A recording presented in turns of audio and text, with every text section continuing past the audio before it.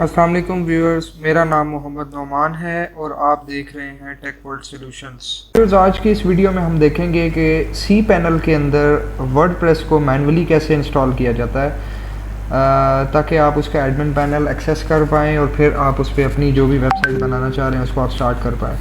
तो उसके लिए सबसे पहले आपने ये करना है कि आपने यहाँ से सी पैनल को स्क्रॉल करना है और डेटाबेसेस के सेक्शन में माई एसक्यूएल डेटाबेस विज़ार्ड में जाना है।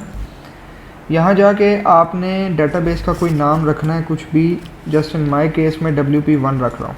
उसके बाद नेक्स्ट स्टेप पे क्लिक करना है।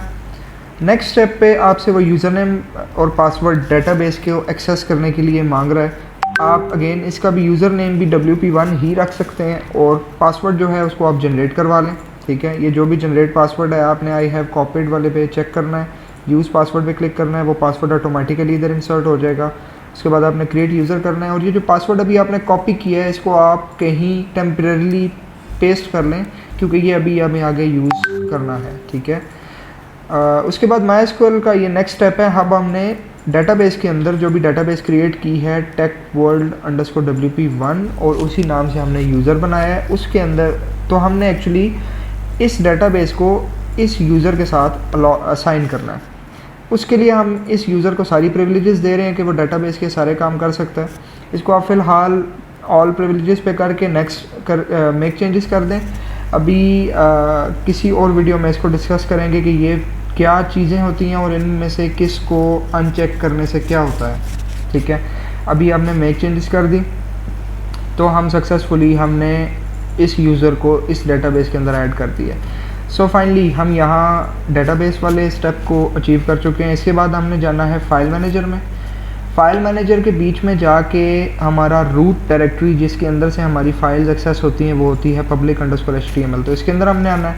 इसके अंदर आके अब अगर तो आप बिल्कुल रूट डोमेन पे वर्डप्रेस इंस्टॉल कर रहे हैं, जैसे मेरी रूट डोमेन techworld.solutions, अगर तो आप यहाँ इंस्टॉल करना चाह रहे हैं तो बस public_html के अंदर आपने आके इसको जो भी नेक्स्ट में आपको स्टेप्स बता रहा हूँ ये करने हैं। और अगर आप किसी फोल्डर के अंदर करना चाह रहे हैं तो फिर वो फोल्डर आपने यहाँ से फोल्डर क्रिएट करके उसके अंदर आपने उस फाइल को डालना है। लेट्स सपोज मैं यहाँ से फोल्डर क्लिक करता हूँ और मैं यहाँ बनाता हूँ WP_demo। लेट्स सपोज मैंने एक फ़ोल्डर बनाया। मैं चाहता हूँ कि मेरा वर्डप्रेस इस फोल्डर के अंदर इंस्टॉल हो। ये हमारा फोल्डर क्रिएट हो चुका है। अभी क्योंकि आप यहाँ वर्डप्रेस की कुछ फाइल्स देख रहे हैं उसकी रीज़न ये है कि मेरी मेन डोमेन के ऊपर वर्डप्रेस ऑलरेडी इंस्टॉल्ड है, इसलिए मैं एक डमी फोल्डर बना रहा हूँ WP_demo और मैं इसके अंदर वर्डप्रेस को इंस्टॉल करूँगा। तो नेक्स्ट स्टेप में हमने क्या करना है, इसके बाद हमने वर्डप्रेस को डाउनलोड करना है। तो हम डाउनलोड वर्डप्रेस करते हैं। उसमें ये आपका पहला लिंक है डाउनलोड। इसमें आके आपने जो वर्डप्रेस की जिप फाइल है इसको आपने डाउनलोड कर लेना है। ओके, जब ये डाउनलोड हो जाएगी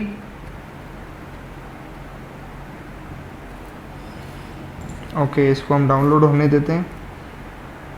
ओके फाइन, अब जब ये डाउनलोड हो जाएगी तो आपने डाउनलोड्स में आना है। डाउनलोड्स में आके आपका ये वर्डप्रेस की जो फाइल है वर्डप्रेस 5.8, ठीक है, ये फ़ाइल हमारी अभी डाउनलोड हुई है। इसको हमने सबसे पहले एक्सट्रैक्ट हेयर करना है।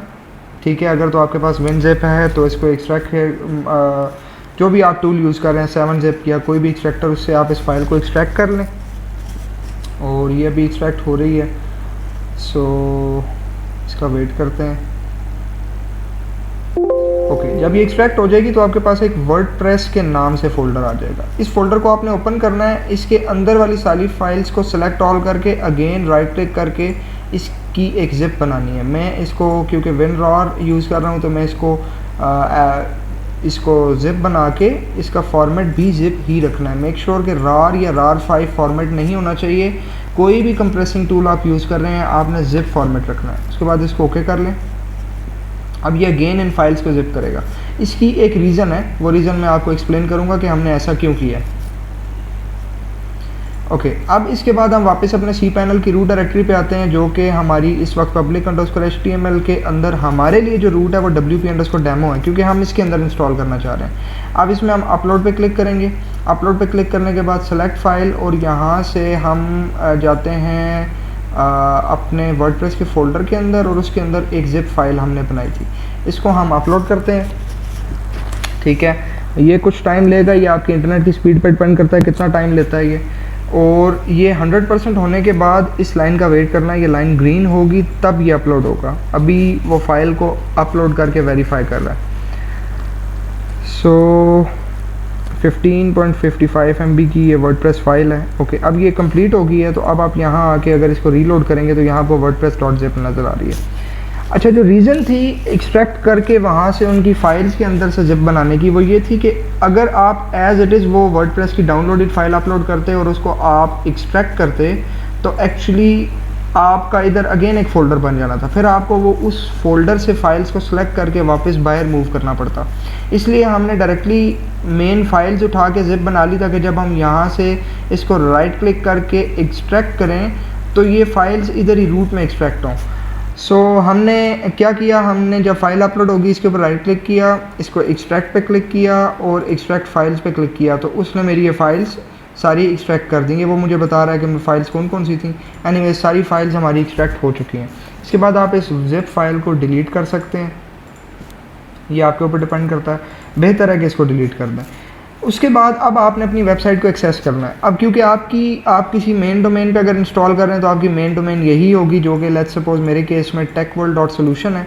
लेकिन अभी हमने क्योंकि wp_demo के फोल्डर में इंस्टॉल किया है तो हमारी जो मेन डोमेन या रूट डोमेन बनती है वो बनती है techworld.solution/wp_demo।